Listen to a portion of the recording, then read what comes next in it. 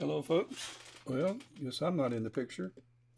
Um, Welcome to the Night Sky Imaging YouTube channel. And uh, tonight I plan to image Jupiter, and I have it centered right now. And then I plan to start working on NGC 1499, which is the California Nebula.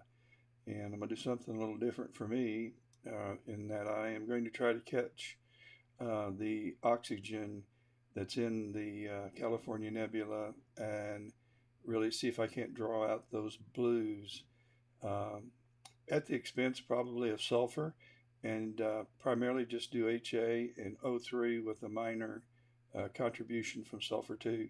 That's the plan, and I plan to do this over 2 nights, and I hope to get around 14 total hours of exposure time. So let's head over to my screen and let's see if here we go. I want to move the hand controller as we do not need it. In fact, we can minimize that. I'm going to move around some windows here and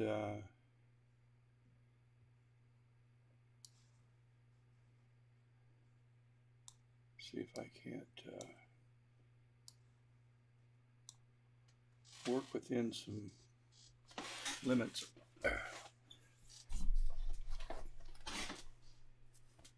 Okay, there we are, folks. Knee deep in Jupiter.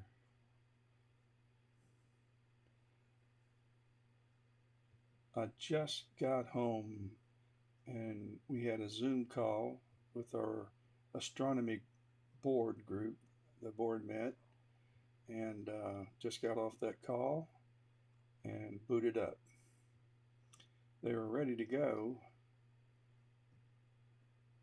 but just booted up and took off to Jupiter and got it centered. We have the great red spot, and I'm sitting here debating whether or not I ought to work on focus. And the answer is probably a big yes. So let's go down to our, let's see where we're at 1225. I don't want to forget that. 25. So let's go in about 10 steps and give it a minute to settle down and see if it looks any better.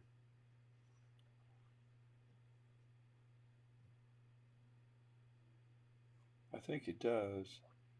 I think it does look better. Let's go in another 10 steps and give it a minute to settle.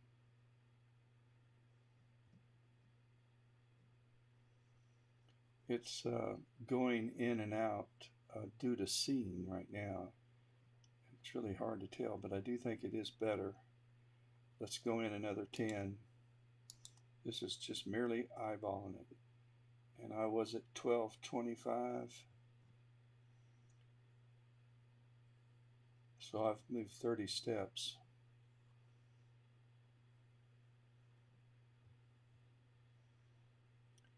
I don't know whether I went too far then. No, I see some. Let me, I haven't been over to the weather maps in a while. Let me head over there very quickly and let's see I can, and I don't want to go to Chrome. I want to go to, here we go. Well, the scene conditions are, as expected, not going to be good tonight. And tomorrow night, later in the evening, they're going to improve some. So I'm not surprised because they don't really look that good right now. Let's head back out to, this is the other setup. And with the other setup, my plans are to decide on a target. I think I've already decided on NGC 1499, the California Nebula. I could be talked out of it. The only reason why I could be talked out of it is because it isn't going to be imageable, is that a word, for a while. And I've moved off my, hang on a minute. Let's see, we're at Jupiter right now. I need to go back to this planetarium software down here. Okay, and here's the California Nebula. Are we on the current time? Yeah. So let's advance this and kind of follow the nebula. And let's stop it about there. I can start imaging about there, and that would be at 10:30. What time is it now? 8:30, 9:30, 10:30. So that's 2 hours.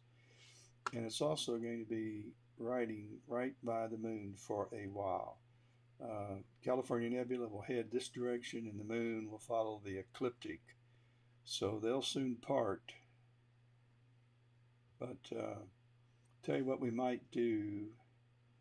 We're going to start imaging Jupiter, and then we'll just play around going from different targets and taking a couple shots at it, and then we'll end up at the California Nebula. So we'll play with it for 2 hours.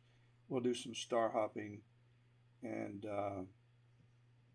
we'll just do some hit and miss targets. We'll just pick them out, enter them, and we'll find them and take a picture of them. So we're going to play around for 2 hours with that setup, and but let's get an imaging session going with the good planet Jupiter. And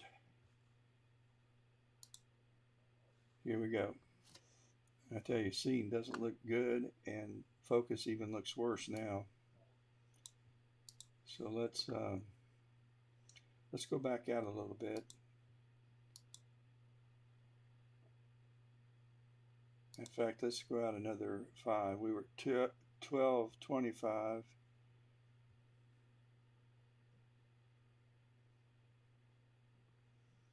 Thinking.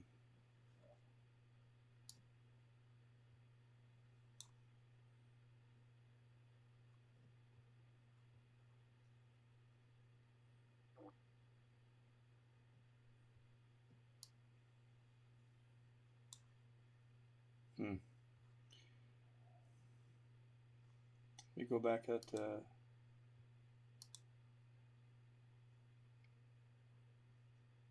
I think I was better off.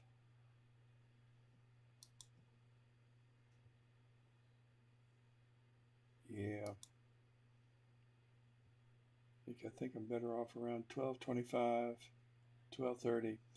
All right. I don't think we're going to get a lot of good data based on just what I'm looking at now. At least right now. It may improve as the night continues. So let's go ahead and set up a capture section. First, let me make sure I have connected to my external hard drive. And that would be the E drive, yep. And let's create a new directory. It's been several days since we've had clear skies, so let's go. We're at 10, 13, 22, planetary. That works. And we want to make sure we've clicked apply. So let's set up an imaging capture session for Jupiter. Let's take 20, 5,000, and let's take 30. scene is bad. Let's do 6,000 frames and let's let it rip. So we're off and running. Now let's head back to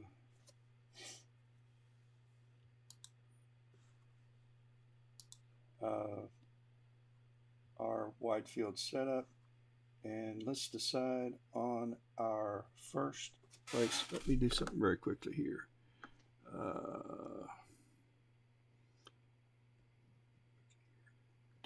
Okay.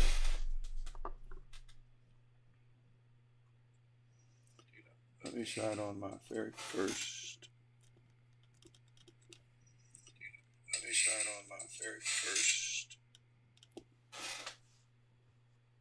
Target, and let's get real time, and let's go to the Andromeda galaxy first. That's M31. So let's head over to M31, and the easiest way to do that is to go to the framing and mosaic, type in M31, fetch it. Don't play games with me. Continue to do this until it catches on. This is a quirk in the sequence. There, it got it. You just have to keep doing that until it finally catches.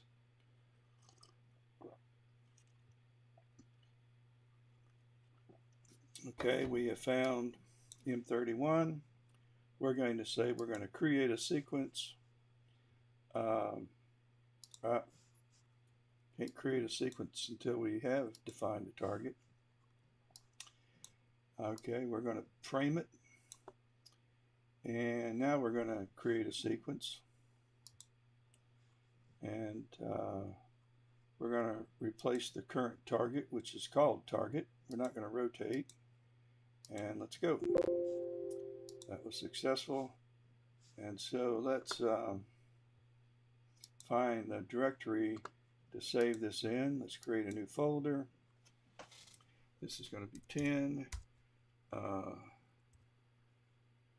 15, 22, and we're just going to call this playing around, because we're just going to pick some places to go visit. And let's plate solve, and let's slew there now.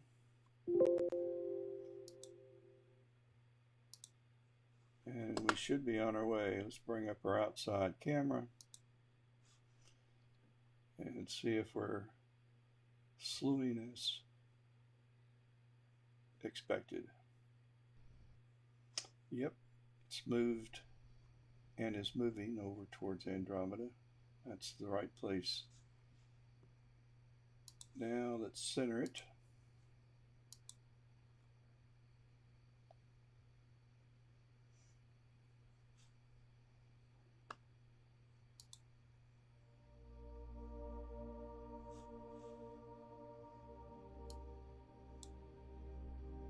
Check on Jupiter while it's doing that.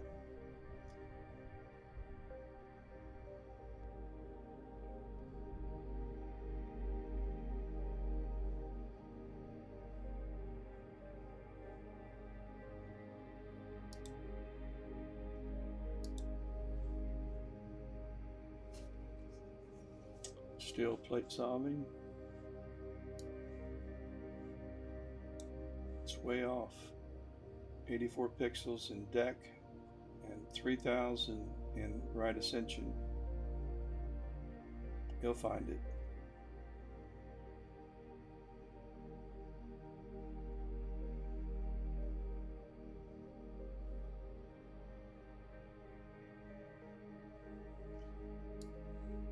Here's Andromeda.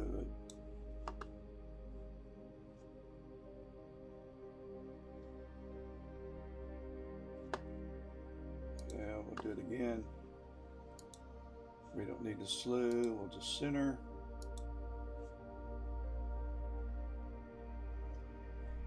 On the last plate solve attempt, what happened was that the telescope was settling, and it took a picture, and we got those elongated stars, and it couldn't solve. So we ought to be pretty close.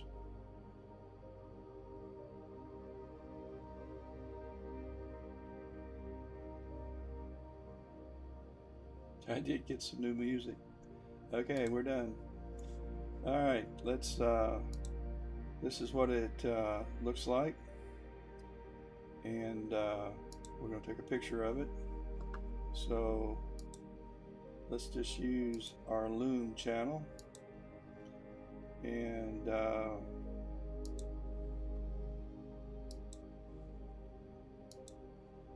we're going to take a 1 minute exposure, which is too long, and we're going to take that, let's take it 3 times. So off we go.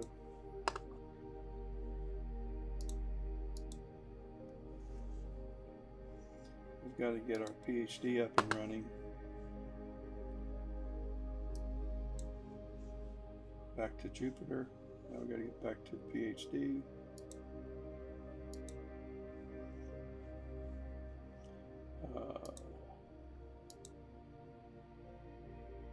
Don't want to start guiding yet. It's going to run an exposure, not an exposure, an autofocus routine. And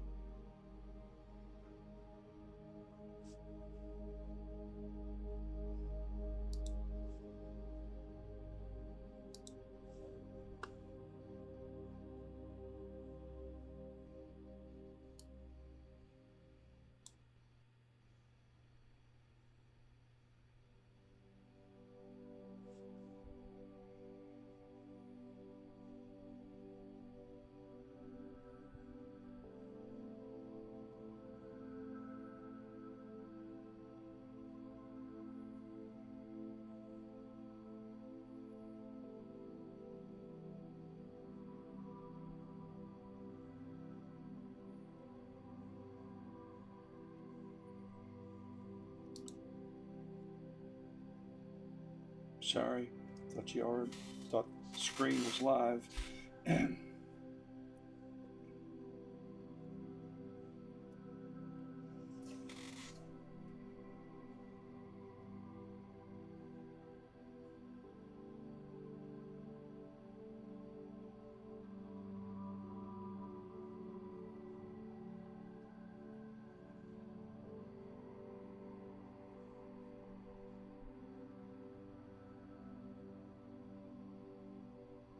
So tonight, like most nights, we're going to be, we can go ahead and let the observation cameras go to sleep. Tonight's going to be like the other live streaming nights. We're going to do the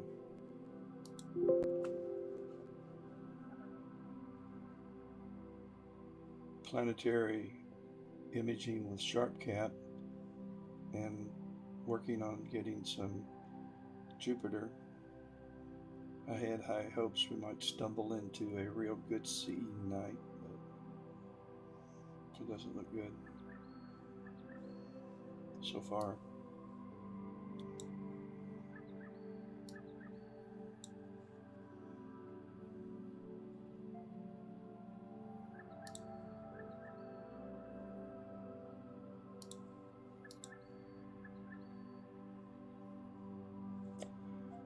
That went well.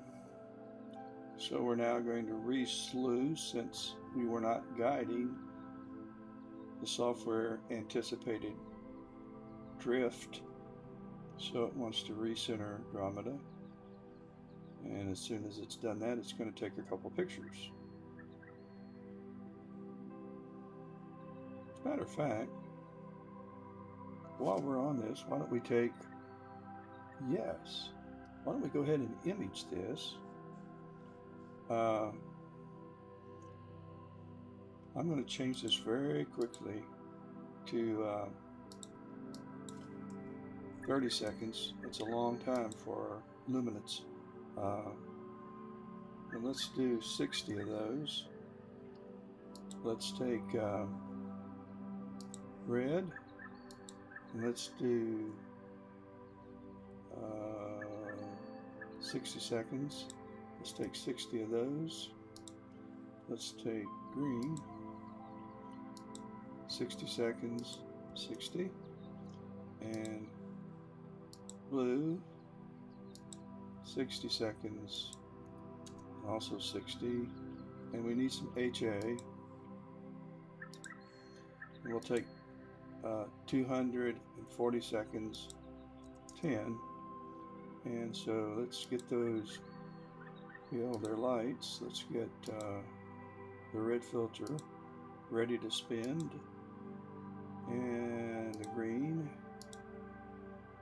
the blue, and the HA. So we have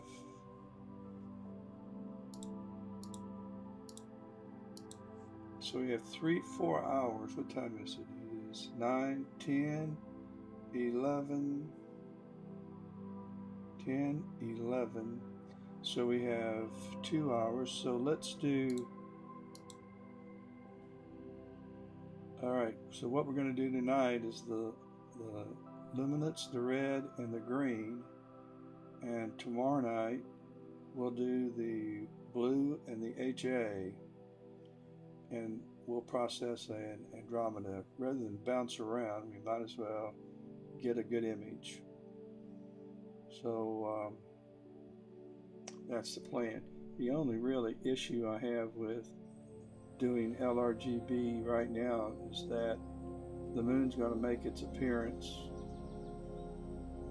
pretty close to where Andromeda is, and it's going to really wash out a lot of our signal. But the fun is in the trying, so let's go and get it. Because we need to spend some time between now and 11 o'clock when we start imaging NGC 1499. Let me go ahead and enter that information. So I want to go to Tools, Framing, and Mosaic, and we'll type in NGC 1499. Let's fetch it. Fetched it right away. And here's our first Andromeda image that just came in, which is luminance. Okay, now let's fetch it and bring up our plates, our framing. All right, there's the California Nebula. Now I don't want to do a, yeah, I think I'll do a 2-panel mosaic. So what we're going to do is a 2-panel mosaic, and so that we can get it all in. So let's bring this back, and we're going to create a sequence, and we're going to call this 10 13 22 underscore 70T, which is the telescope, and 1600, which is the camera, and we're going to indicate 2-panel mosaic. So we want to append, not replace, the target, which is right now M31. We don't need to rotate, so we have a success. So here are our next images. This will be a 2-panel mosaic, so this will be the first panel, and we're going to need blue, no, we're going to need HA and O3 and very little S2. So we're going to take what do we want to do here? We've got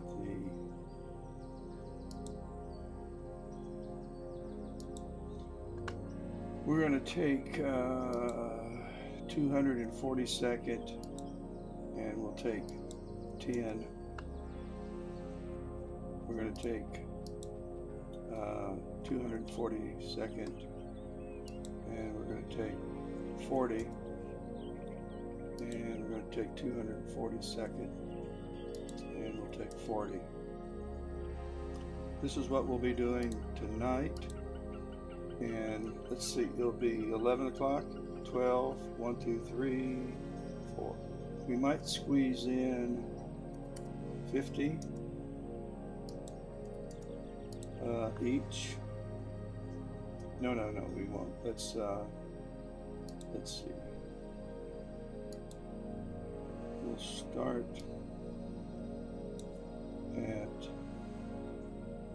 about here. Start around 11, so we'll go 11, 12. We got 1, 2, 3, 4, 5, 6, 7. We got 7 hours to image, and so we'll go back to 40, and that's what we'll do tonight. And then tomorrow night we'll do the second panel, and that will be more of HA, O3, and S2, just like we did tonight, just a different, no, not flat, no.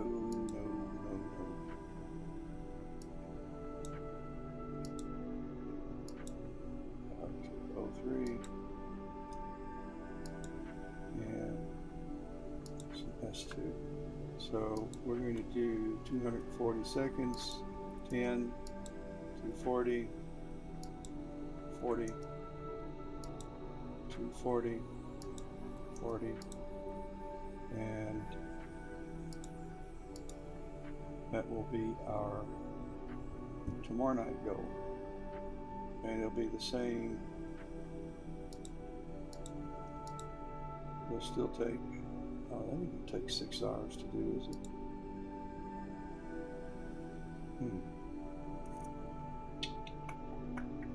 We'll have a hard time getting 6 hours in tomorrow night.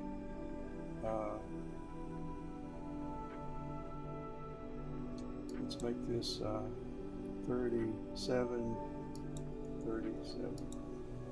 Okay, I feel better. And then we'll do the same thing. 37.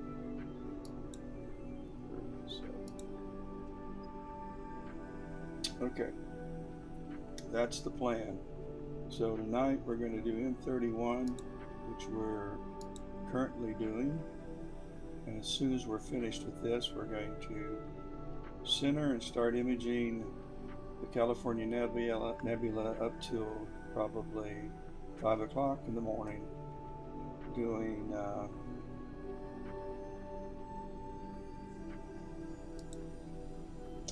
37, and 10. We get 5 hours in. So the California Nebula is going to have 5 hours and 36 seconds of imaging in both panels, which we need twice that much. So we need 2 more nights of the same thing. So that's what we're going to do. And we can continue to build on M31. So what we're going to do is we're going to do a real number and get a lot of data for M31 and the California Nebula right through the moon. So we're going to see if we can do it. That's the plan. Now let's go over and see if Jupiter is still working for us. I was working on some images on another computer. Okay, Jupiter's right where it is supposed to be, and wonder how many images we've captured. Let's go to 1013 and Jupiter. Right now we have one in the works. We have 1, 2, 3, 4, 5, 6, 7, 8 out of 30. 30 is our target goal. We've got 8 in the can, and we have 3.5 gig of the 9th one working right now. So we're about halfway through the 9th one, which is right. And then 6,000 frames, we're going on 5.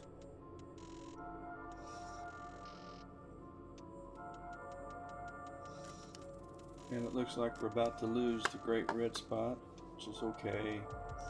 Let's see if we're going to have any moons tonight. So let's bring up WinJupos and go to Tools. Let's go over and make sure we got Jupiter selected. We do. Let's go now to Tools, the Ephemerides, and let's go to Real Time. And there's the great red spot. Let's advance it some and see what's going to happen tonight. This is what we'll be imaging, this side of Jupiter. So here comes a moon.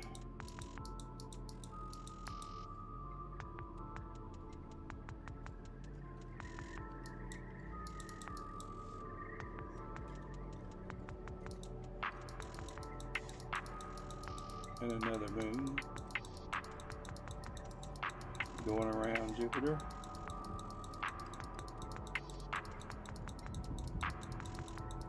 So now we're getting into the morning. We're at 3:30. Here comes. I won't be up then. Let's see.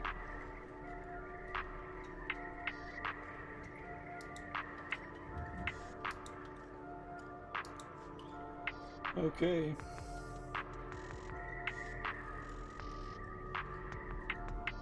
That's 10 hours from now. So that's what we got going on right there. Great red spots down here. I need to go rotate my camera so that it's oriented closer to the position we're used to seeing it at. There is no right position. There's just a more visually appealing position than this one. And it is typically this one with a slight rotation.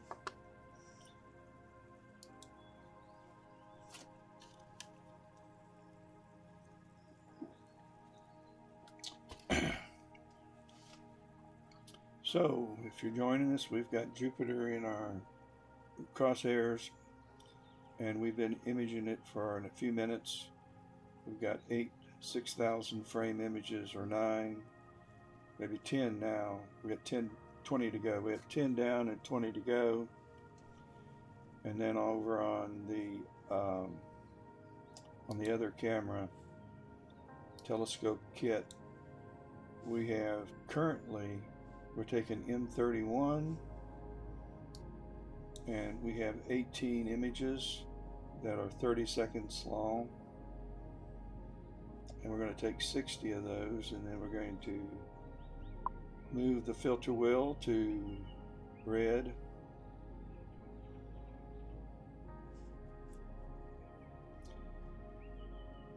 Andrew, that's a good question. He asked, what would I recommend for starting setup, software and hardware? And I assume you want to image.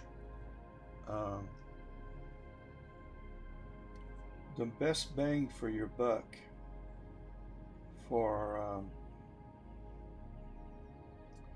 imaging would be a Newtonian,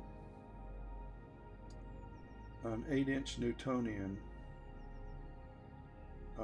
say by Orion or Celestron or Scientific Explorer. You can shop around. Those are all going to be about the same in price, but they're going to run around $700 for the telescope, $800, and they have great light gathering capabilities. Then if you have a DSLR camera, before you go invest in any camera equipment that's designed just for astronomy, I would use the family camera. You don't have to modify it or make any changes to it at all. What you'll need to do is buy a T adapter, and depending on the kind of camera, if it's Canon or if it's Nikon, you'll need an adapter that will insert where your lens goes, and it'll allow you to put your T adapter on, which will fit into the telescope, and you attach your DSLR to the telescope. That's how I started. In fact, my moniker was Nikon Shooter, so that's what I did. And a mount, you're going to end up with, I would start out giving that some real thought. The most important piece of equipment that you'll buy will be your mount, because its purpose really is to keep your target centered and tracking pixel on pixel through the night as the Earth rotates and the stars appear to move, as well as everything else in the sky. And you want to be able to track both in sidereal, which is the speed of the stars, the nebula, the galaxies, and you want to be able to track in lunar, so that if you're imaging the moon, you can track at the lunar speed. Solar, let me turn this thing down. Where'd that come from? Give me a second.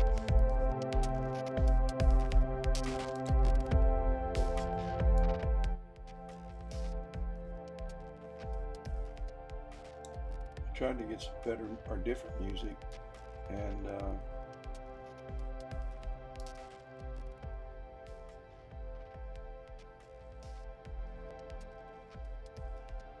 but I didn't listen to it all to adjust to make sure it's all the same volume. I'll probably have to go do that one day. I've got plenty of time. Or not plenty of music at all. It's still loud. Okay. Back to the mount. I started out with a Celestron AVX mount, and I still have it. And that's something that's going to cost in the $800 to $900 range. It's a budget mount. It's not. It's a consumer mount, but it will do the job. And that's what I used for 2 years. And I imaged every night. I had clear skies, and I got some really good pictures. I also used some of my camera lenses instead of the telescope, and I got some nice wide field views.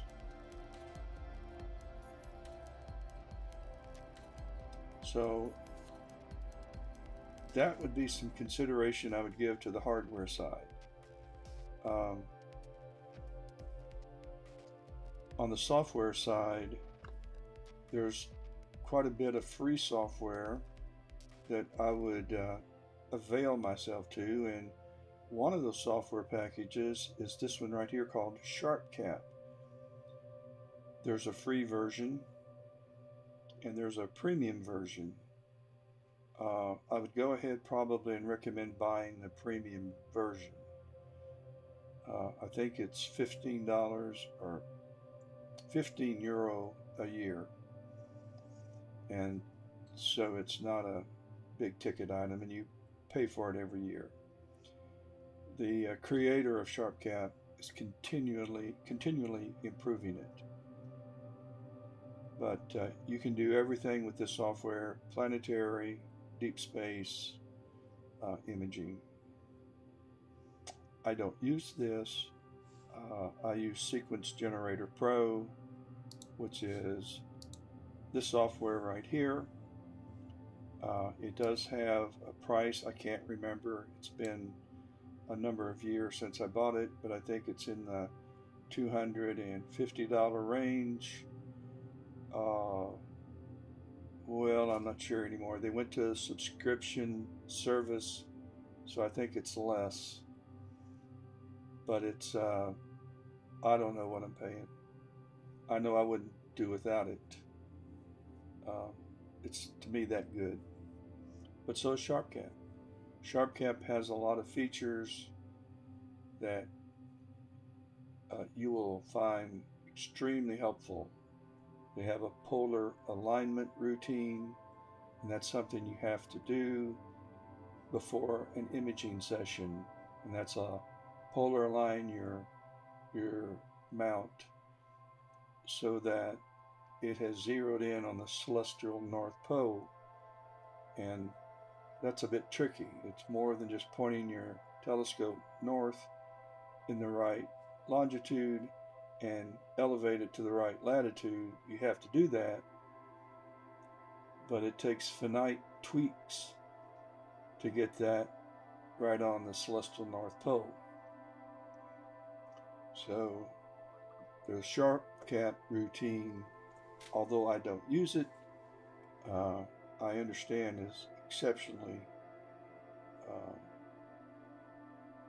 helpful in getting things dialed in right.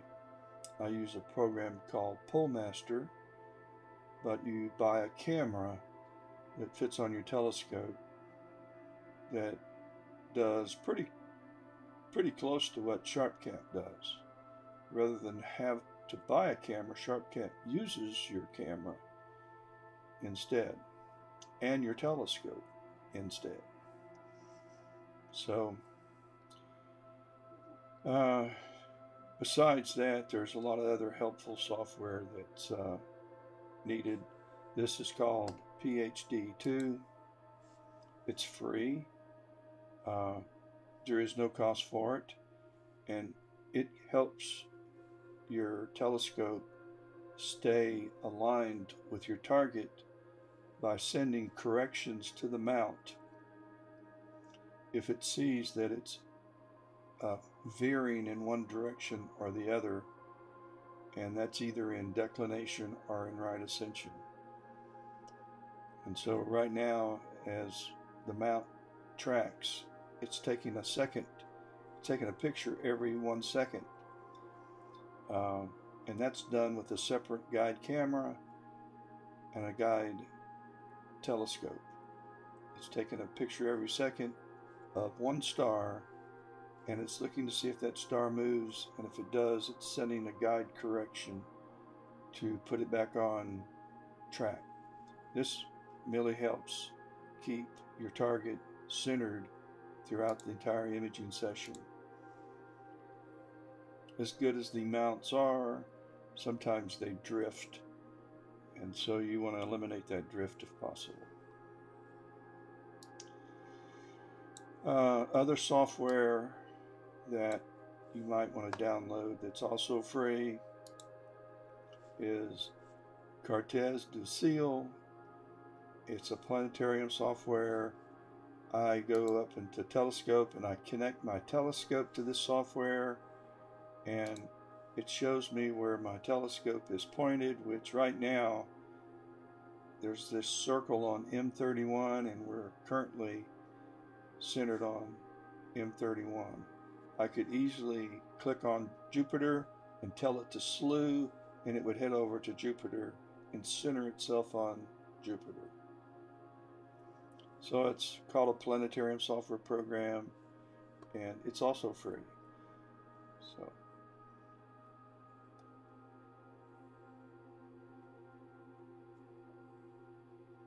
there are so many very useful tutorials online on how to get started into astrophotography, and there is a learning curve, like all hobbies.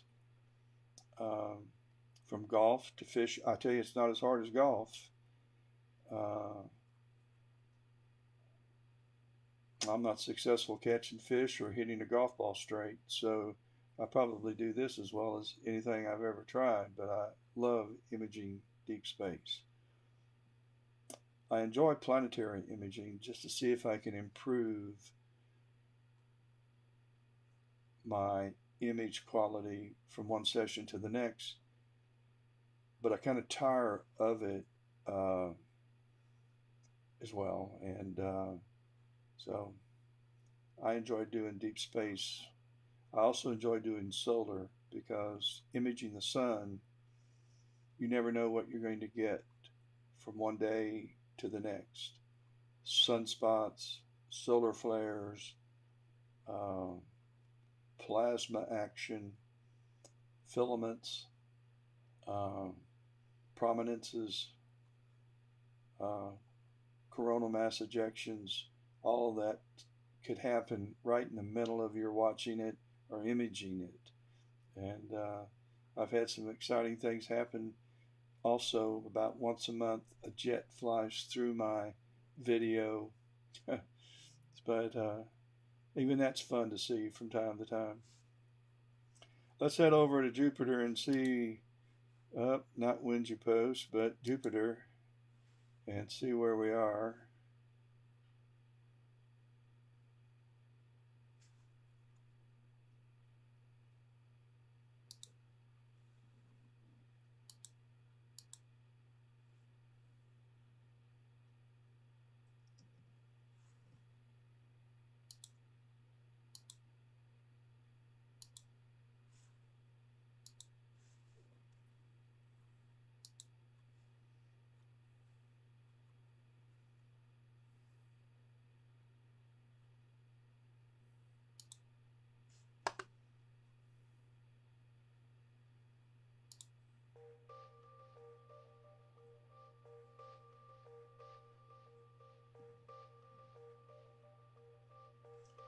I'm going to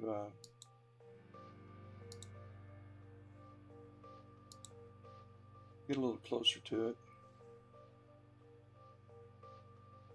Again, we really aren't experiencing very good scene tonight.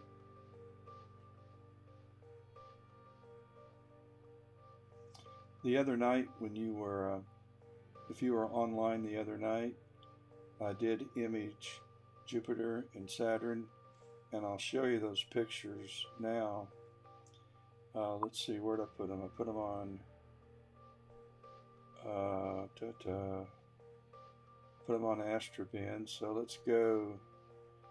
Did I put them on my Facebook page too? What would be the easiest to go?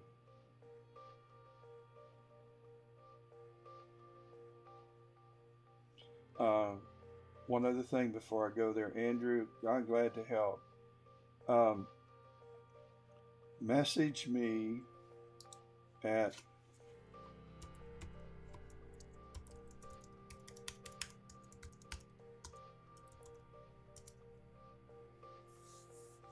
my email address if you run into questions and you're considering a piece of equipment and you want my 2 cents on it. Feel free to send me an email. Make sure in the subject that you say something about talk to you on YouTube, and I'll know it's relative probably to something like this, and I'll be inclined to pay more attention to the email itself. I get quite a few email that's just spam today, and I'm sure everybody does. But make some reference in the subject about YouTube so I'll know. But I'll send you my phone number, and I'll help talk you through what I would suggest and companies that I would buy it from. There's a lot of good online stores. I don't know of a bad online store. I know some take a little longer to ship, probably because they don't stock it. Others get it out right away. Very little downtime. Plus training tutorials. I have some of my favorite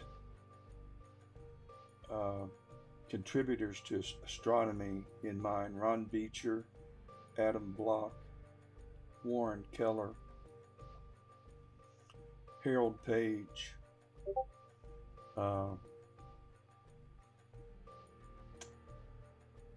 just to mention a few. And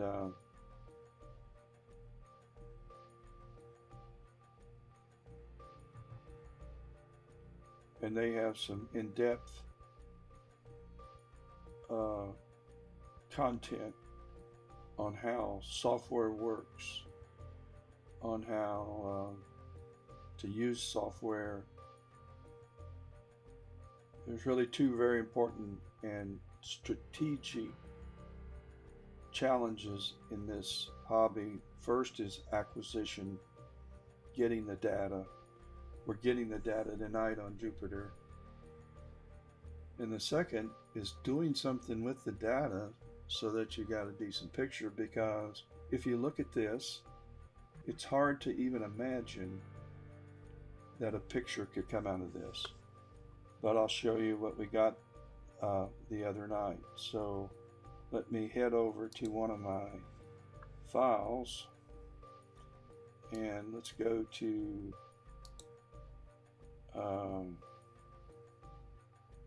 trying to load it. I don't know what's wrong with my hard drive. This is an external hard drive that has, what's going on here? Alright, let's try it again. Okay, let's go to October. Let's go to Jupiter.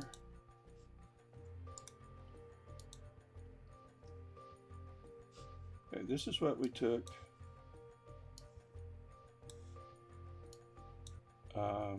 This was one of the sets of images that we took last week. And then I was on a Zoom call right before I started this. Where did my other, let's go to Saturn. And I also took this Saturn picture. So we have the Saturn picture that we took last week and this Jupiter picture that we took last week. And that came out of data. It was actually, last week it looked much better than what this is looking like. But you'll be surprised that this will produce an image of Jupiter that will look pretty good. I don't think it'll be great. I think this will be a much better image of Jupiter. These two right here. This turned out to be pretty decent. This turned out to be also pretty decent. So I think those will be okay. At any rate, I'll be glad to help you, Andrew. I love the hobby, and I love to see people get into it, and I enjoy teaching it. So let's head back to our other telescope, because we ought to be getting close to finishing off the first 60 images that we're taking in luminance of M31 Andromeda. So here is Andromeda. Where's this coming from? Okay, let's stretch it a little bit, and you can see the bands in Andromeda here and the sister galaxies in 33. So when you image in with a mono camera and you're doing RGB, red, green, and blue, and that's broadband, and you're not doing narrowband, as in hydrogen, sulfur, and oxygen. So when you're in, that's narrowband. When you're in broadband and you're doing RG and B, those three, RG and B, are designed to get your color. That's where your color in your image comes from. The detail isn't important with your RGB images if you're taking a luminance alongside it. If you're not taking a luminance and you're just doing R, G, and B, then everything's important. You want detail, you want sharp focus, and you want a lot of good signal in your image so that you'll get good color. But if you have the ability to take luminance along with, I'm taking luminance, which is a clear glass. It actually is a filter that filters out I have a filter that filters out some of the light pollution, but its whole purpose really is to collect precise detailed rendering of the target. So I've overexposed it. You shouldn't do that, but this is already blown out because 30 seconds is way too long for Andromeda. This should probably, for the core, should be around 10 seconds so that this isn't blown out, and that even might blow out at 10 seconds. You have to experiment with your kit. But the luminance channel is then later added to your RGB, and it's the luminance channel that gives your image detail, clarity, and sharp looking tight stars and sharp looking structure in your target. So it isn't that important what your RGB image looks like as long as you get the color. That brings in the color, luminance brings in the detail. There are a lot of imagers that don't shoot luminance, which is okay. You can kind of bastardize that by extracting a luminance layer out of your RGB image and try to work on that, but it's still coming from your RGB image, so I'm not so sure how good that translates. Okay, well, we're moving right along with Andromeda, and our goal tonight is to take 68 looms, 60 red, 60 green, and that's it. So all we're taking tonight will be 60 lume, red, and green. And then tomorrow night we'll take the blue and we'll take the hydrogen alpha. There's a lot of hydrogen alpha in Andromeda that really makes it pop. And then Friday night we'll do the same. We're going to take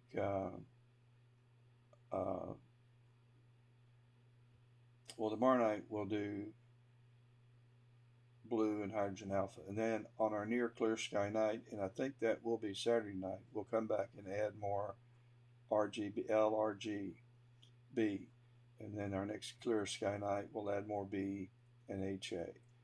So altogether we'll have about 12 hours, 13 hours of total imaging time, and that'll make a nice Andromeda image if the moon leaves us alone.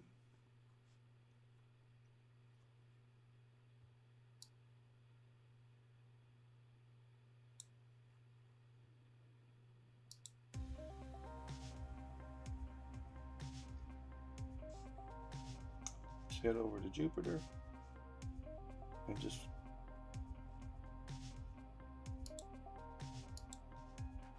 pay attention by the way, that was, you were looking at the Saturn image I was derotating. That's the one I just showed you. I processed that on this laptop and put it up today. Okay, let's move over here to Jupiter.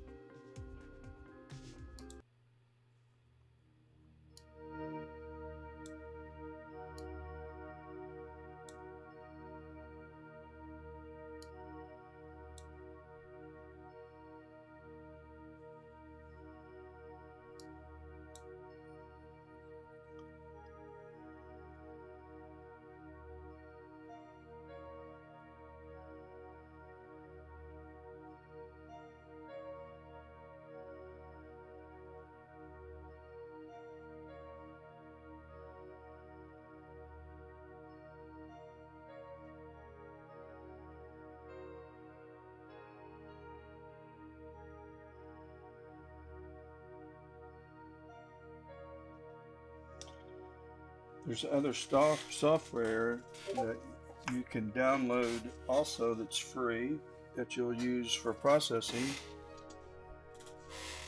AutoStackert is one. Registax is another. PIPP is another. WinJupos is another. IMPPG is another. Those 6 free software programs are all used in planetary image processing.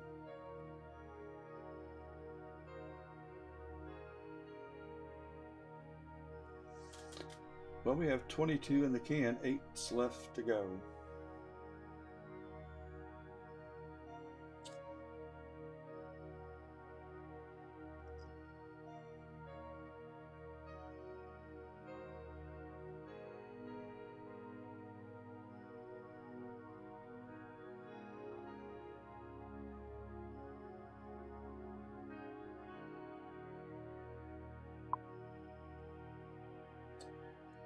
I use them all. I use every one of them.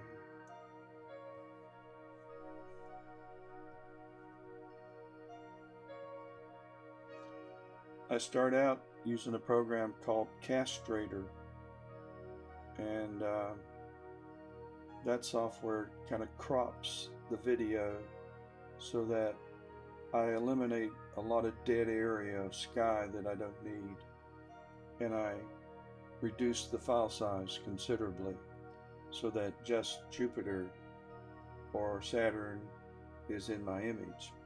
You do that with Castrator.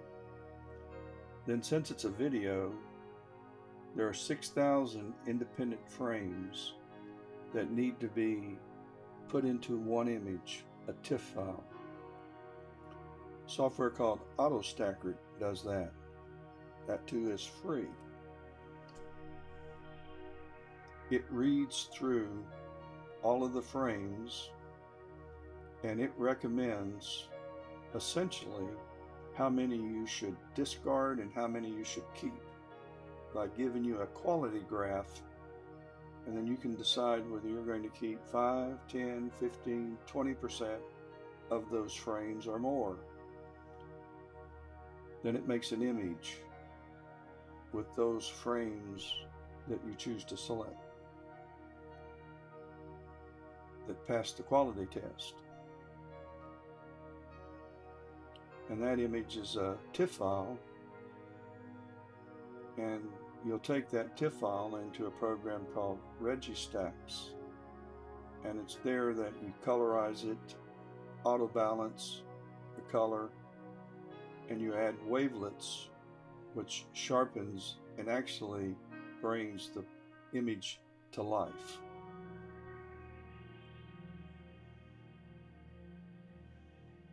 If you're going to produce a movie, I did that with, let me see if I can find it, with image that I took, let me see where that is.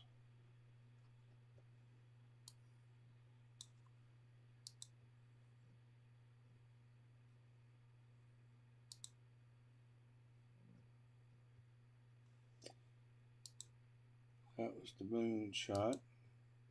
Another Jupiter, another Saturn.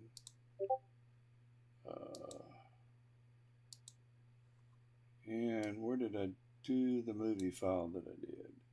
I know where I can show you. I'll take you to Facebook, and there's my Facebook page where I put, I do concerts too, photograph concerts. Okay, here is a movie that I did of Jupiter with the great red spot. It shows the rotation, and I took this last week. I was taking all of those images, I put them together in a movie to show the great red spot transit, and so that's what it's doing. And so let's head back out.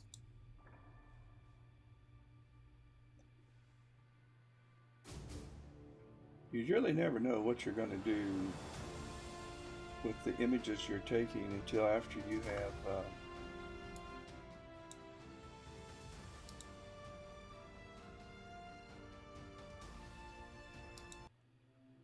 don't like that song.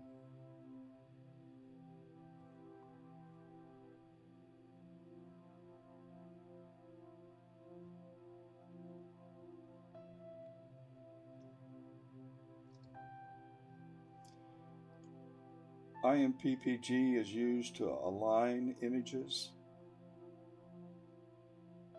PIPP is used to create a gift from your image, a GIF file from your images, or an AVI file to make the time-lapse movies, the one you just saw. So I use all of those software programs. It just depends on how good the data is and is it worth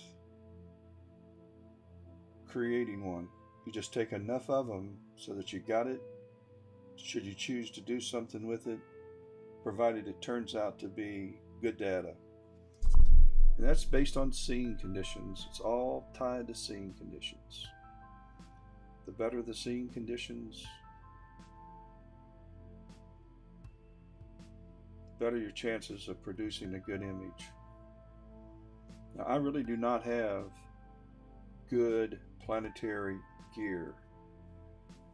The telescope's a good telescope. It's an Edge HD 8-inch Smith Cassegrain, and I have a 2.5 times Barlow, which gives me an effective field of view of 5,080 millimeters.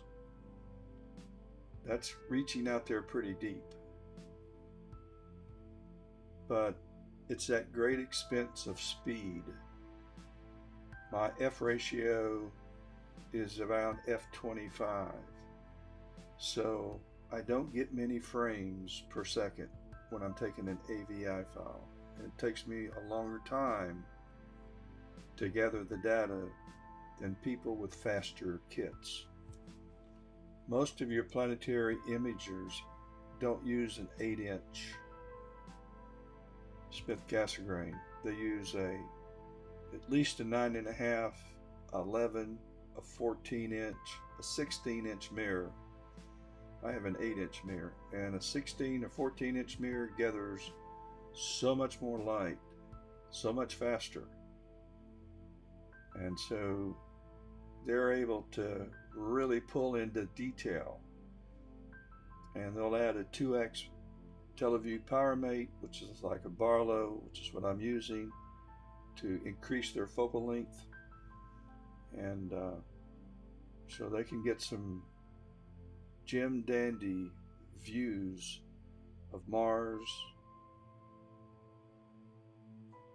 Jupiter, and Saturn. Those are the 3 planets that you get the best views from. If I tried to image Uranus, Neptune, Mercury, they would just be small dots. They wouldn't be, well, they'd be bigger than a dot, about the size of your avatar next to your name. And that's on a good night. When I say a good night, a good seeing night.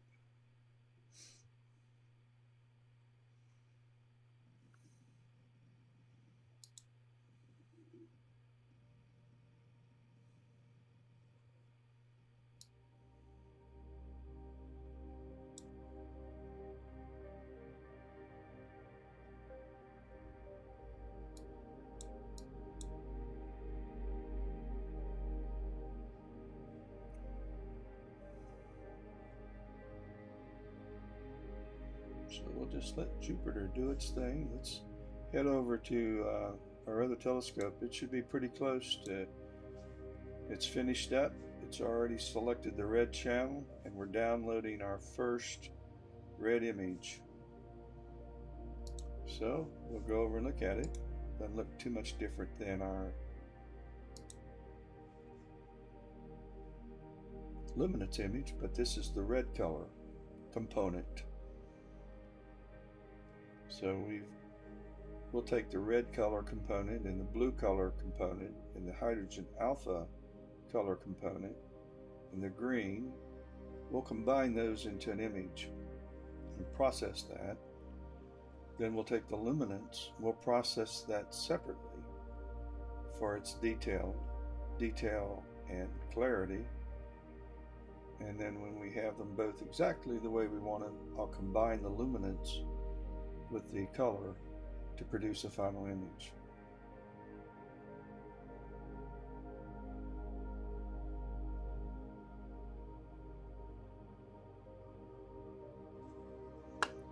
And let's head back to Jupiter.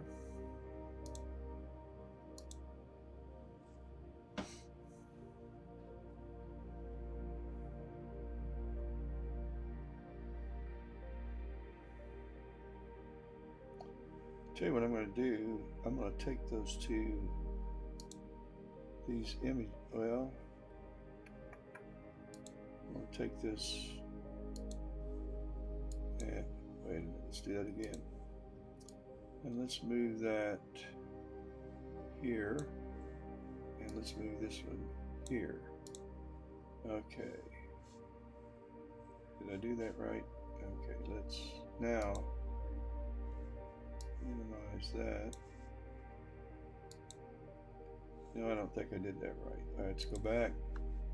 We want this here, this here. Okay.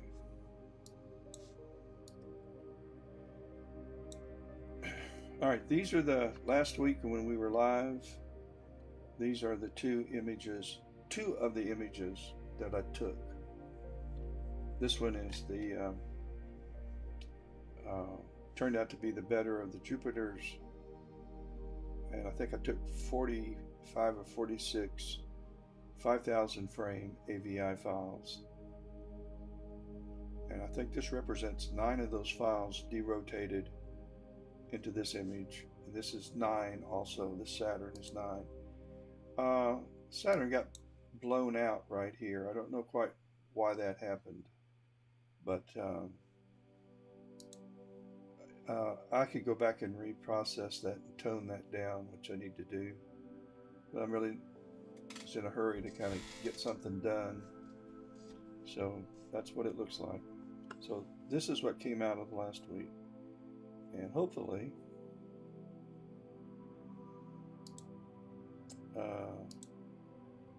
we'll get something out of Jupiter this week. Hopefully. We'll find out.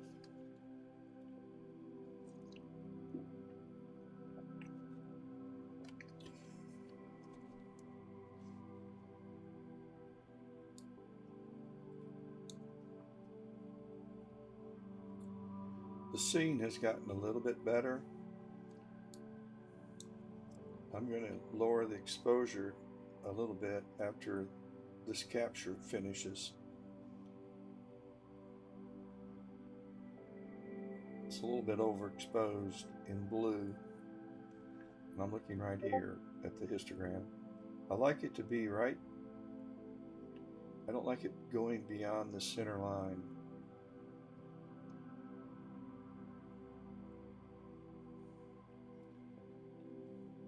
On my histogram.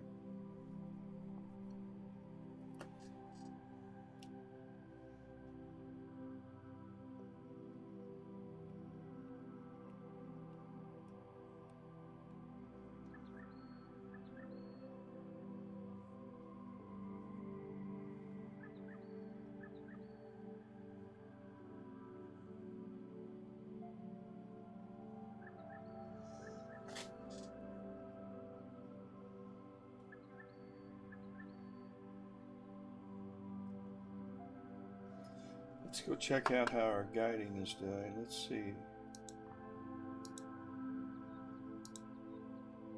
Guiding is going along fair to middling on this system. And back to Jupiter. Let's head over to the other telescope. And guiding is going much better here with a RMS of 0.60. And our RA and deck numbers are really close, so that should give me good tight round stars.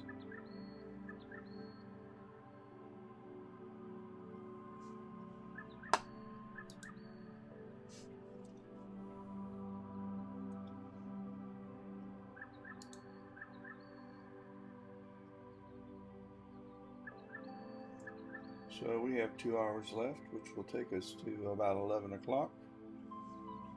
And or 12 o'clock, and that's when we're going to start imaging the California Nebula NGC 1499.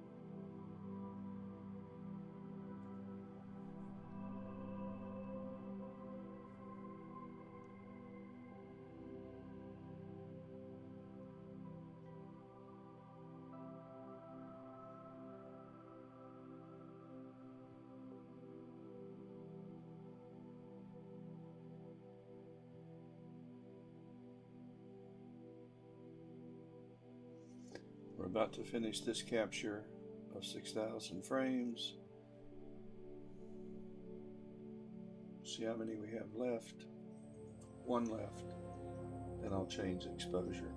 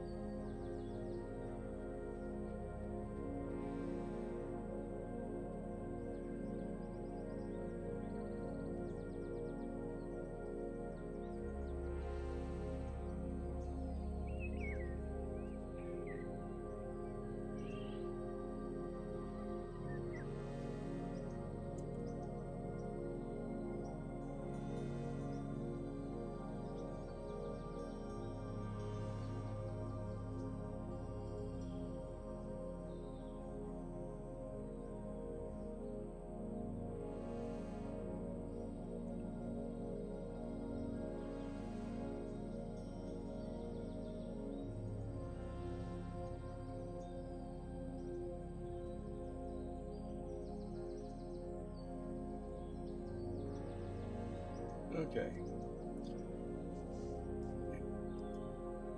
Drop it down to 20. That's better. And let's also stop guiding. And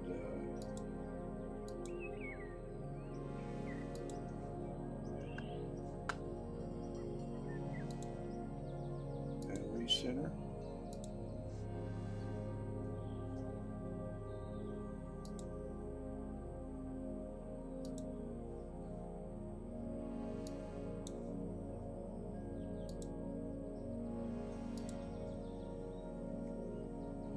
Let's see, we want to move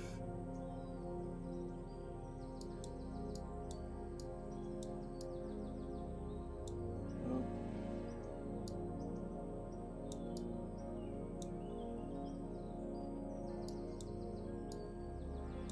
Long way again.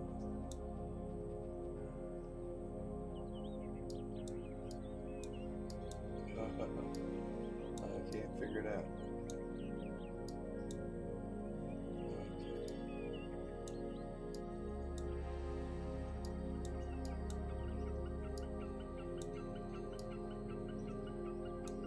Having a heck of a time.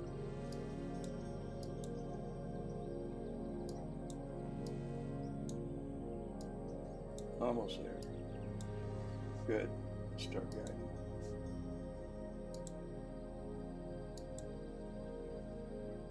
I hate guiding on a moon, which is what we're doing. And let's speed this up to 1 second.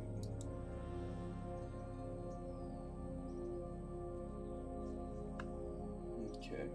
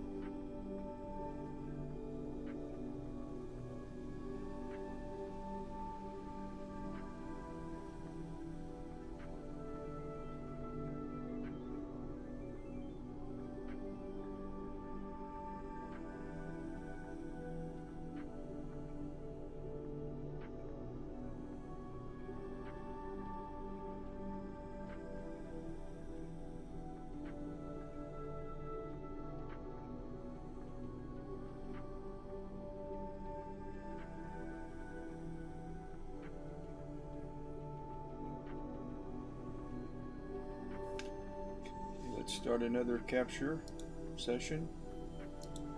It's settled down. Let's do another. This time, let's do 10,000. Well, let's do 6,000 frames. Let's do another 30.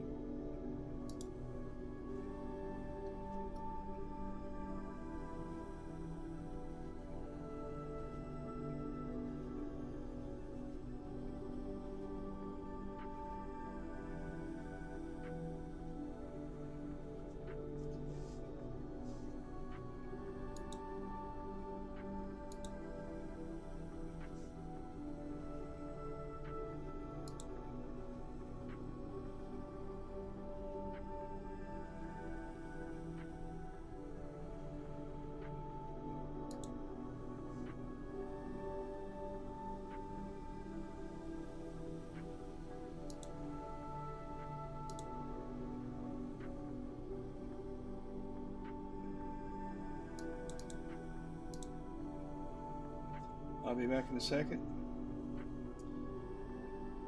I'm going to get some coffee.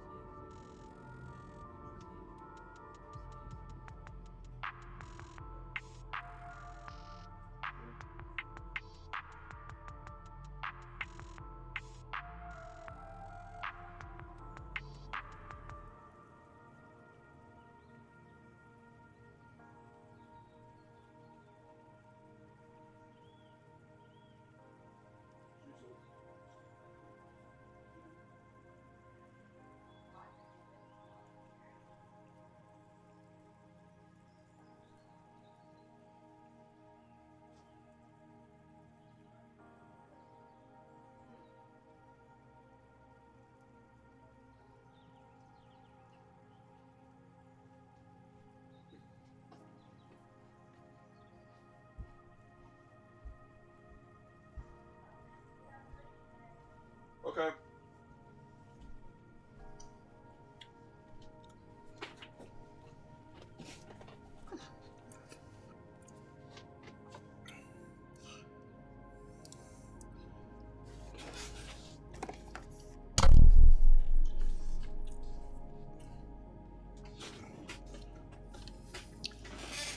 Yay.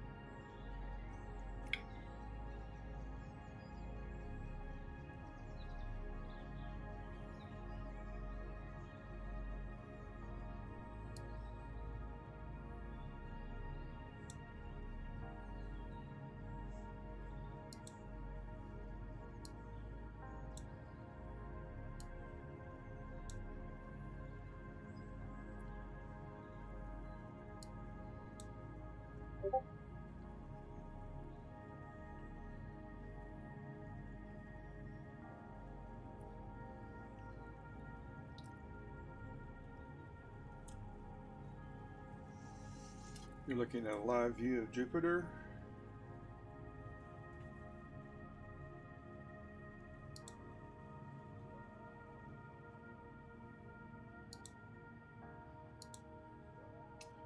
Just 365 million plus miles from here.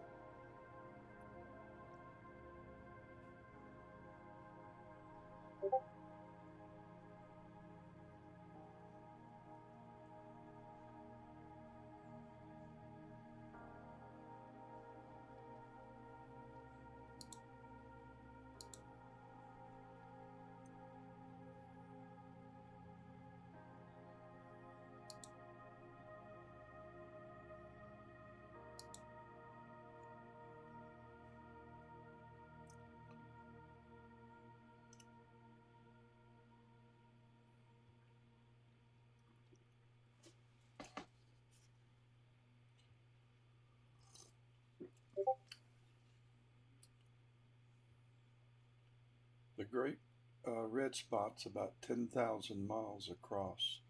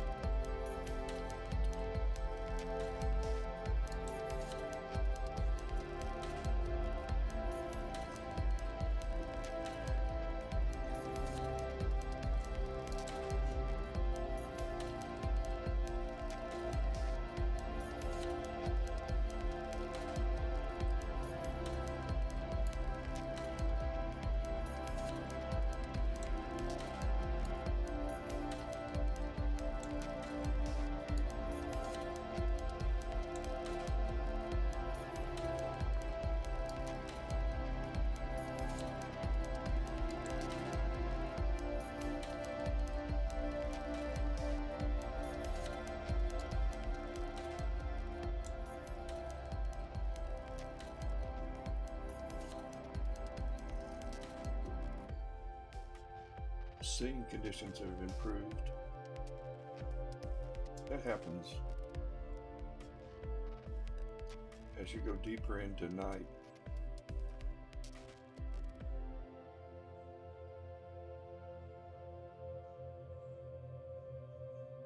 But I'm afraid the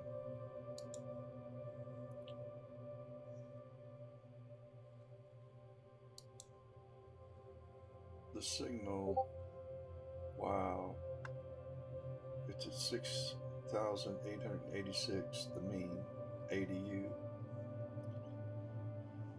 That's partly because the moon is throwing a lot of light wash, not whitewash, but light wash.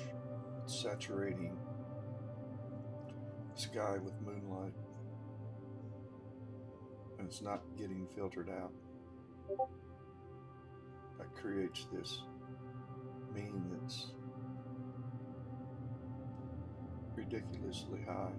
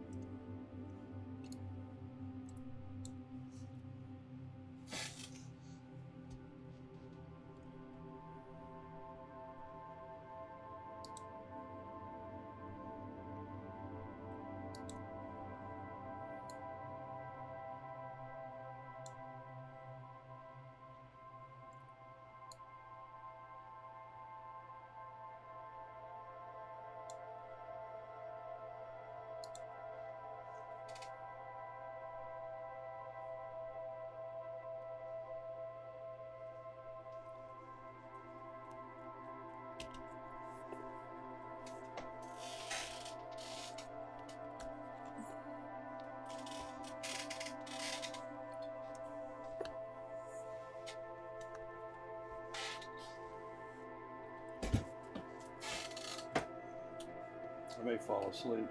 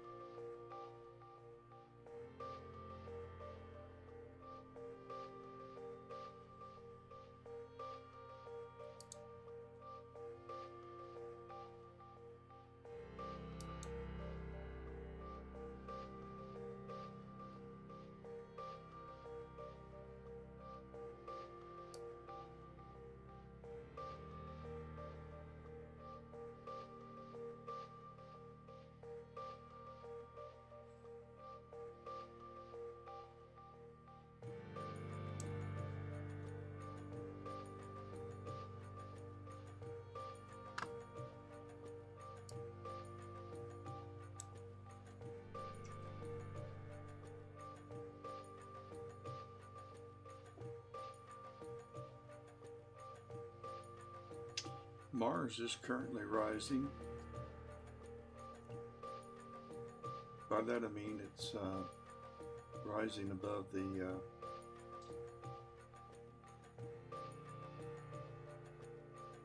horizon.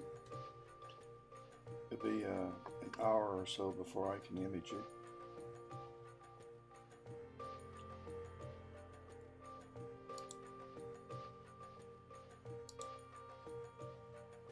I want to go ahead and sync.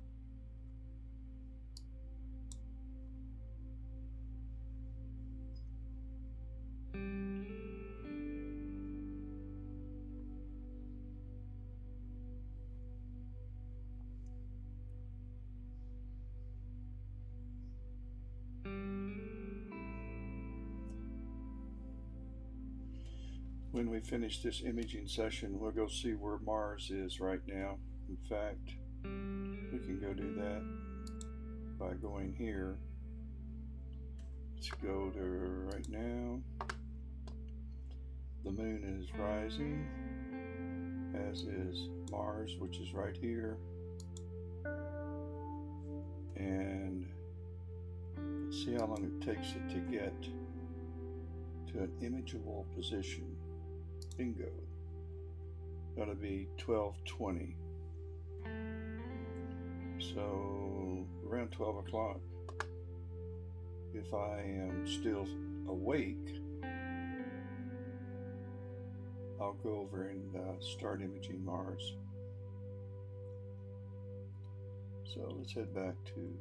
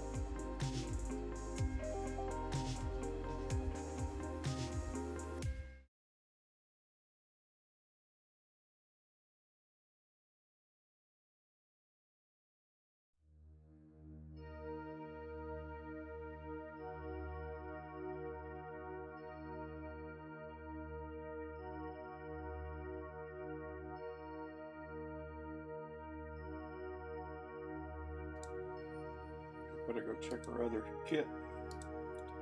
See what's happening here. We're over halfway through with our red channel.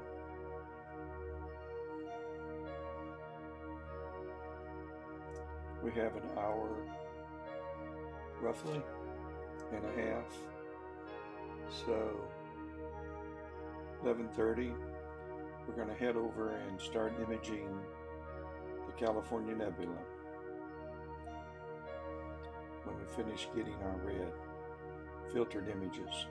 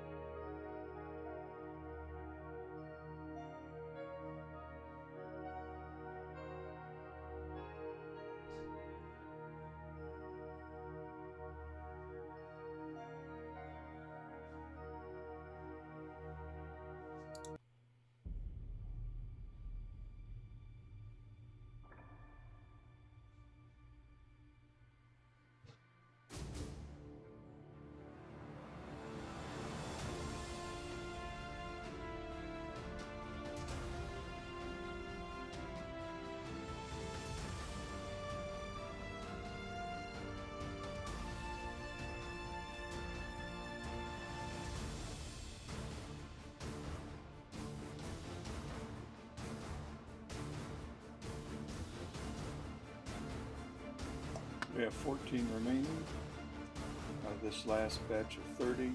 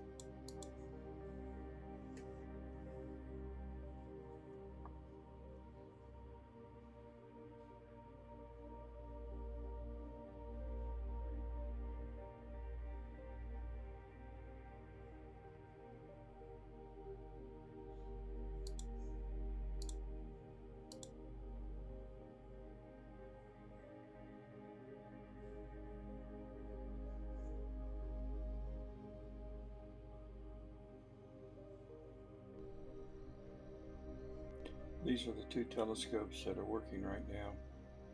This one is on Andromeda, and this is on Jupiter. Jupiter's getting somewhat close to transit, where it will cross the meridian, and the weights are getting pretty high in the sky, and that's pretty much how I can tell. Let's go find out when it does transit. Let's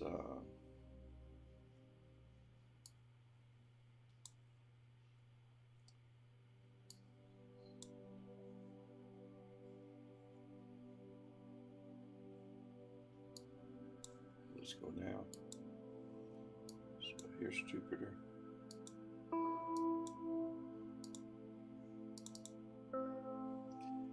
And we'll go to Info, Data.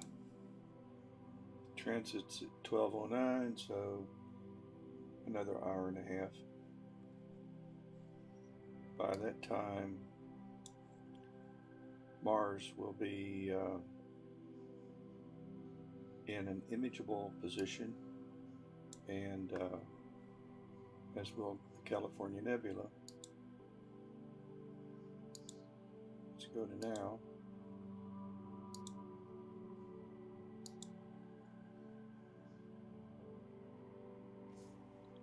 So we may go on over and start imaging the California Nebula. Let's go look and see where we are with wrong telescope. Here we go. We have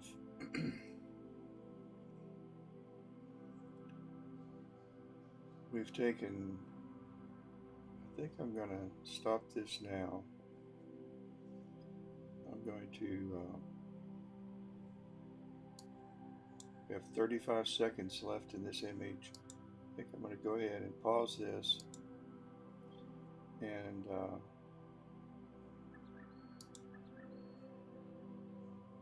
we'll end this session in 21 seconds, and then we'll head over to the California Nebula, which is NGC 1499.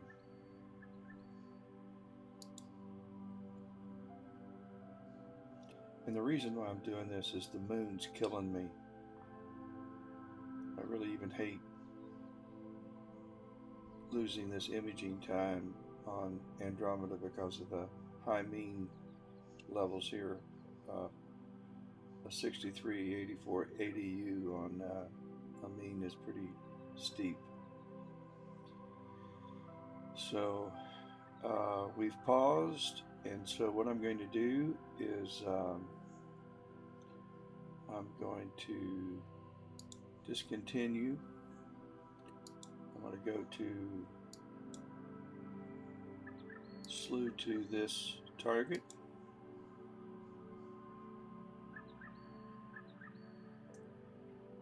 Okay, we're going to have to make an exception. Let's see, what is the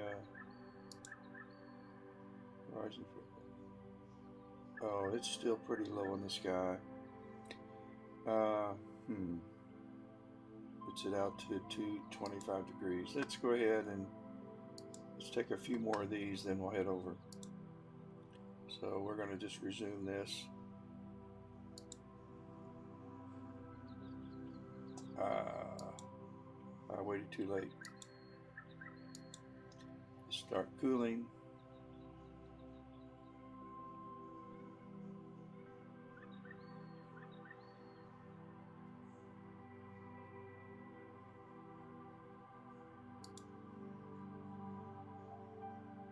And so let's resume.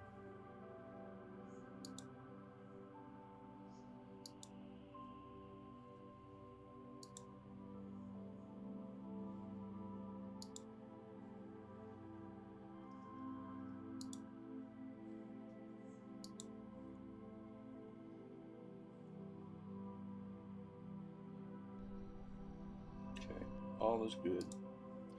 This is the GIF movie that I made with images I took of Jupiter last week, and and I put them into a time lapse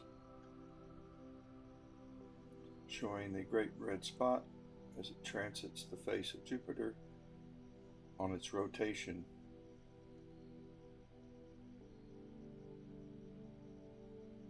Which takes a little over 9 hours to complete the rotation, complete rotation. So,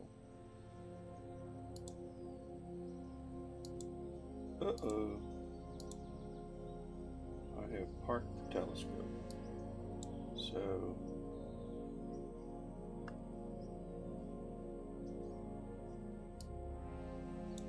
it's time to unpark it.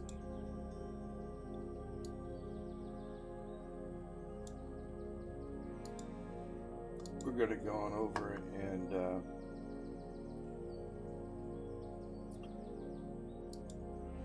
change these limits to 25 and trick everything.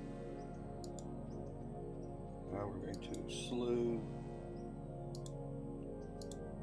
to our target.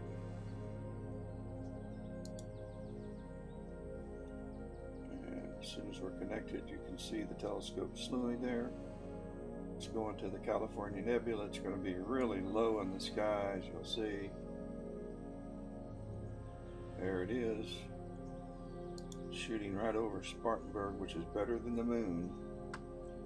And let's come back and center it.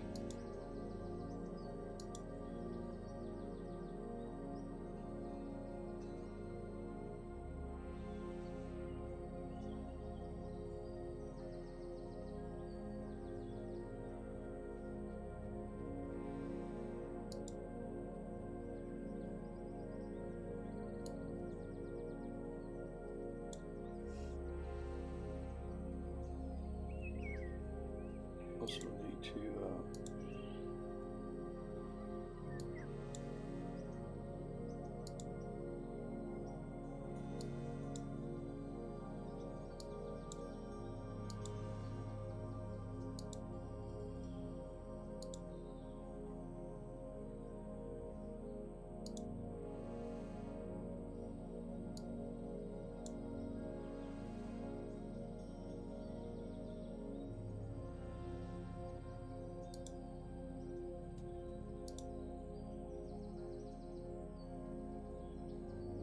okay, we're dead on with a 1 pixel error in RA and a 1 pixel error in DEC.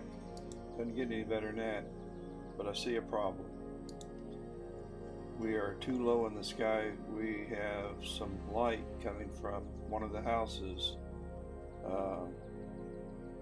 that's going to keep us from imaging right now, so we're sort of stuck until we get out from under that.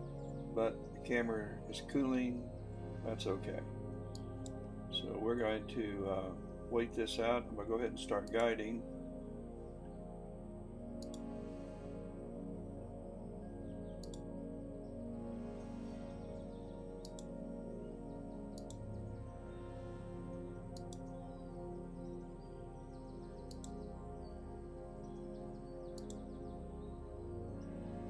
And we are.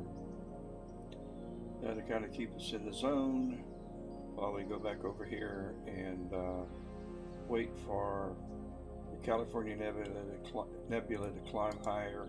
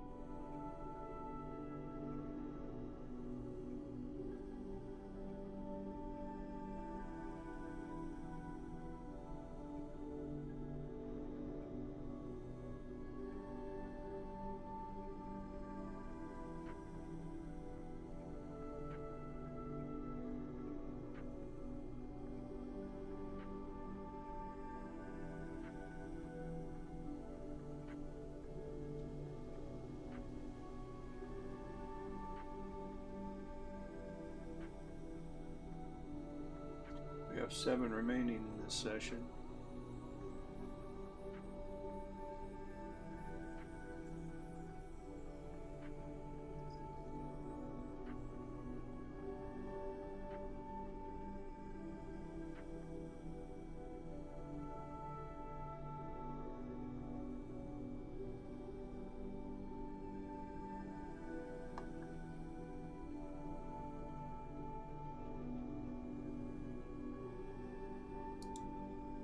Let's see where Saturn is.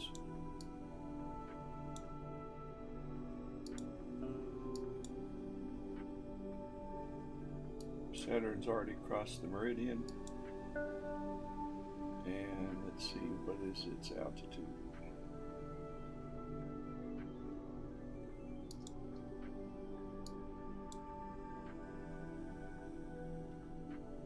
It's 34 degrees. Okay, that's worth a shot. When we get finished with Jupiter, we'll head over to Saturn. See if we can't find it.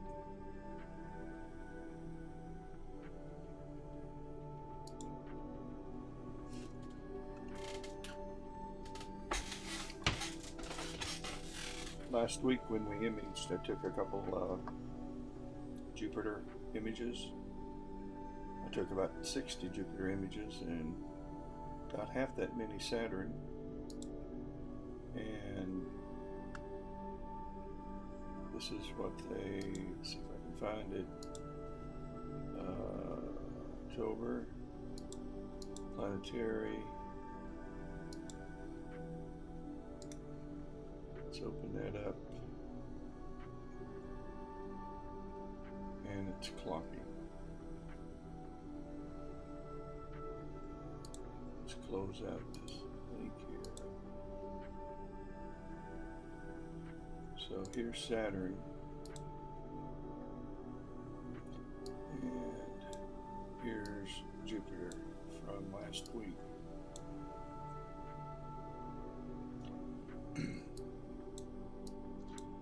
Jupiter turned out fine. Saturn, okay, it somehow or another in the processing, this got blown out. It is brighter, but I lost everything there in the processing. Not sure what I did, but at any rate, those were our 2 targets last week, along with 2 nebula, and I'll show you those pictures. We imaged, let's bring this over to here. We imaged, let me turn this volume down here.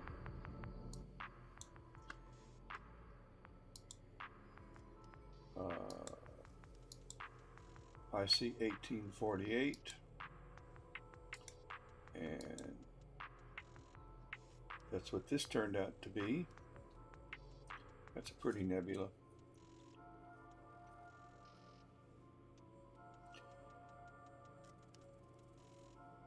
So last week while we were imaging Jupiter with one telescope, I was imaging this narrow band, gathering this narrowband data on IC 1848, and then we also got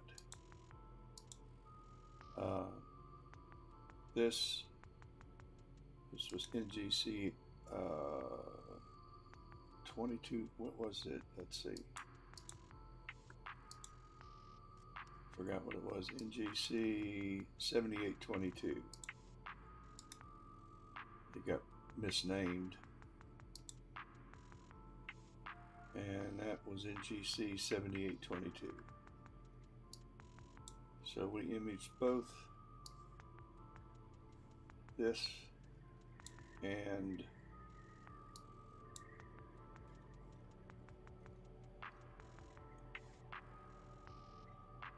the 2 planets.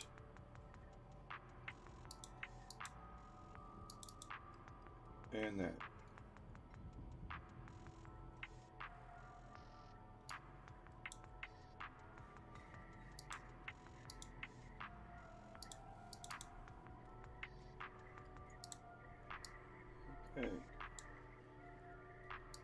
So that was our payday for last week. Finally got around to processing them over the weekend. That turned out pretty good. Back to live imaging of Jupiter.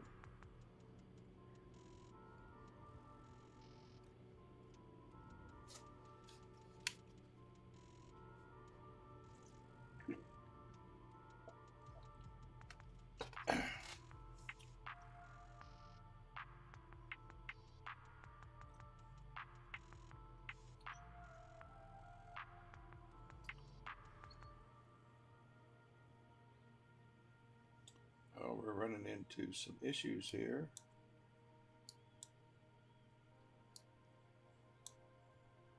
Because of the need.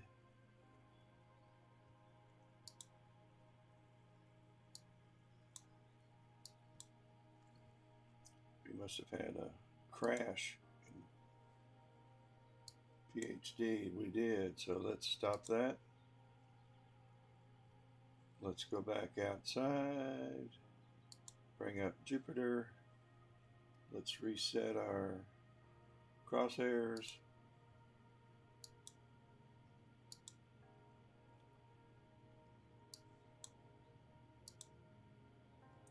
And let's bring up our hand. Well, we don't need that hand controller. We use this one.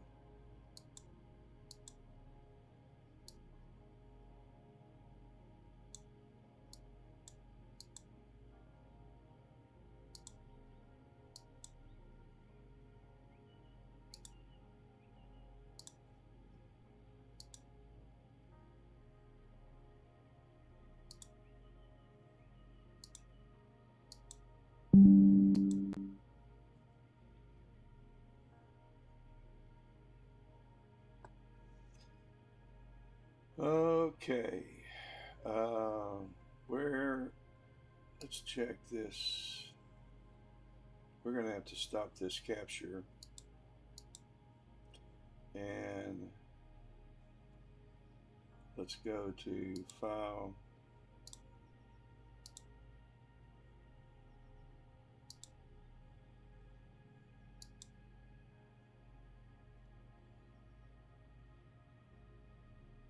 okay, now let's go to File, Sharp Cap Settings, and File Names. Let's go to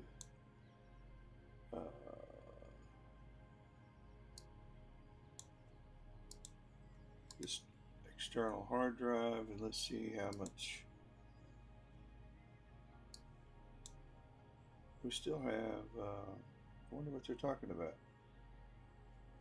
We still have 290 gigabytes left, so we aren't running out of hard drive space. Huh.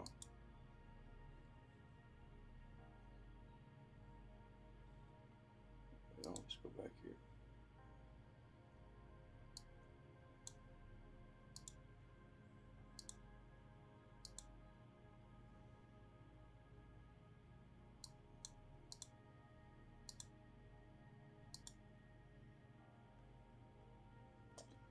And we lost our crosshairs. We got to recenter them again.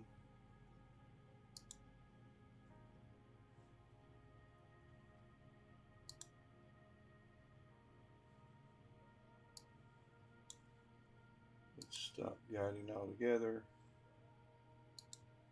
Something's hanging us up. Tell you what, I think I'm going to go ahead and park this.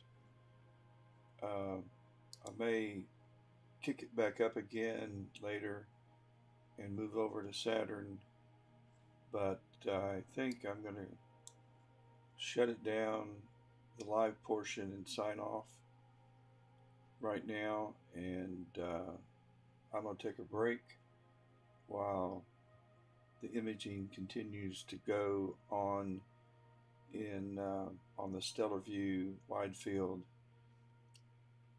Actually, it's not. We're waiting for the telescope to clear the clouds. So let's just go ahead and end this. We're going to disconnect this. gear. I'm going to go ahead and park the telescope.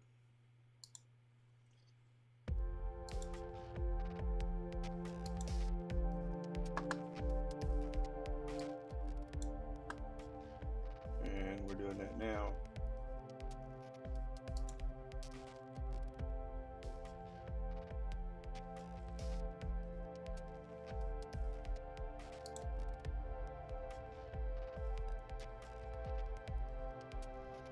And the telescope's coming around as we park it. That's about where it's supposed to be. So we can close this out. Clear the screen. Exit. We can also go to camera,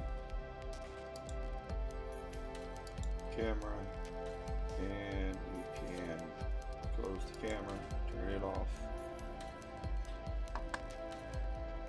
I'm going to find out while I'm on this pause what's going on with this hard drive space. So we've shut down Jupiter and I'm about to sign off. I want to go back over, double check on. We are beginning or about to image NGC 1499, which is the California Nebula. And I want to take a frame and see if we still have this light coming from this backyard. Yep, it's still on. Let's take another.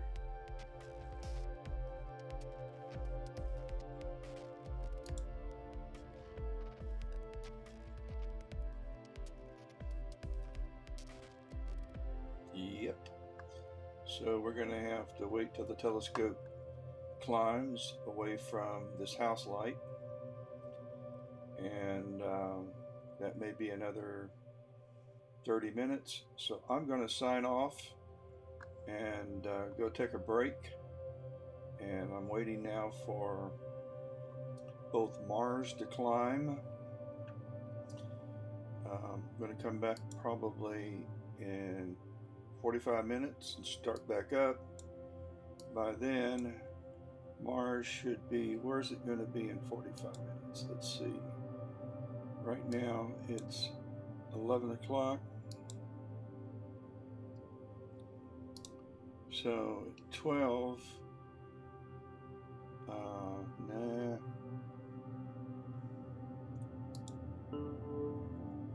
Let's see how high it is. It's at 20 degrees. I don't know. It's going to be more like 1 o'clock. I probably won't image Mars. I'm going to have to wait later into the latter part of the month or early November to start that. It needs to rise more than it is. So, but the California Nebula is in a pretty good place. Let's see, for right now, it's just crossed. It's just crossed over 30 degrees, and it should be okay. So, at any rate, I'm gonna say goodnight to everybody, and wish you a happy Friday tomorrow. I hope skies are clear if you're imaging. If you're not, join me tomorrow night. Later, I've got a football game to shoot, photograph, and I'll be home around 9:30 to 10, and I will be imaging then live until I'm just too tired to image, and then the telescopes will probably continue to run all night without me. So with that being said, have a great night and see you tomorrow.